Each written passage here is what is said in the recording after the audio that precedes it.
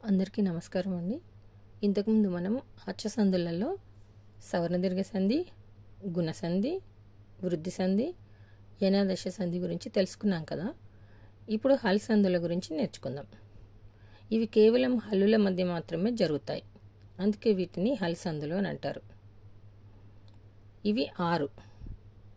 1 అనునాసిక సంధి, 2 జస్త్వ సంధి, 3 శుత్వ సంధి, 4 పరసవర్ణ సంధి, పరరూప సంధి, విసర్గ సంధి.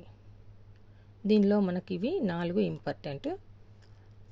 మొదటగా అనునాసిక సంధి గురించి తెలుసుకుందాం. మీకు వర్గ ప్రథమాక్షరాలు అంటే తెలుసు కదా. కా వర్గము వర్గ ప్రథమాక్షరాల్లో ఉంటాయి. కా వర్గంలో కచ్చట తప ఉంటాయి కదా. ఈ వర్గ ప్రథమాక్షరాలకు అంటే కచ్చట తపలకు అనునాసికాలు అంటే తెలుసు కదా. వర్గంలోని 5వ అక్షరాలు, చివరి అక్షరాలను అనునాసికాలు అని అంటారు. ఇన్యా, ఇని, అణ, నా, మా పరమైనచో ఆ వర్గ అనునాసికమే ఆదేశం అవుతుంది. మళ్ళీ ఒకసారి చూడండి.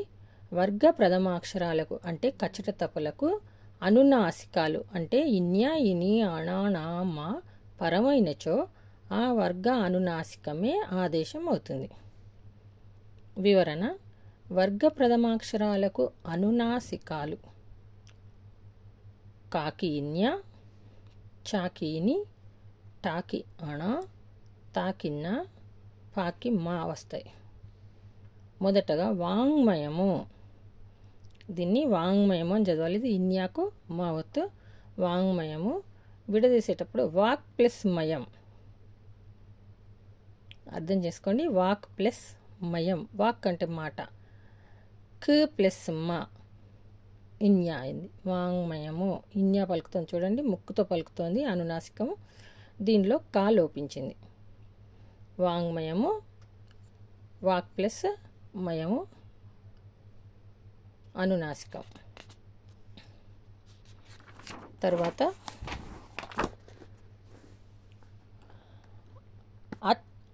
అన్మద్యం.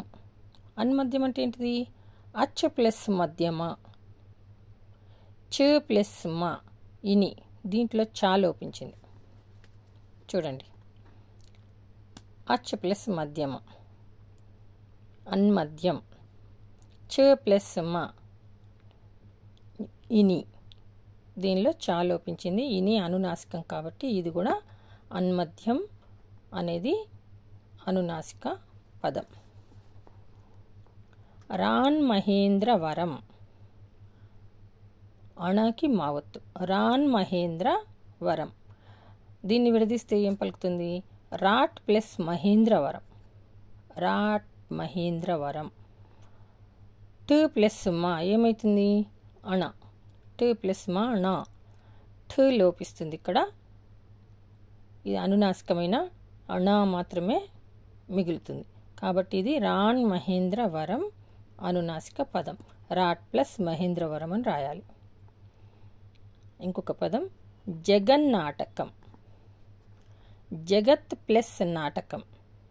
చూడండి, ఇక్కడ గమనించండి. జగత్ ప్లస్ నాటకం. జగన్నాటకం అనునాసికం వచ్చింది ఇక్కడ. జగత్ త్ ప్లస్ నా ఈజ్ ఈక్వల్ టు నా. త్ అనేది లోపించి ఇక్కడ నా లెటర్ పలకడం జరుగుతుంది. ఇంకొక పదం అమ్మయం. అప్ ప్లస్ మయం. చూడండి, అమ్మయం. అప్ ప్లస్ మయం. ప్ ప్లస్ మా అంటే ప అనే లెటర్ లోపించడం జరిగింది.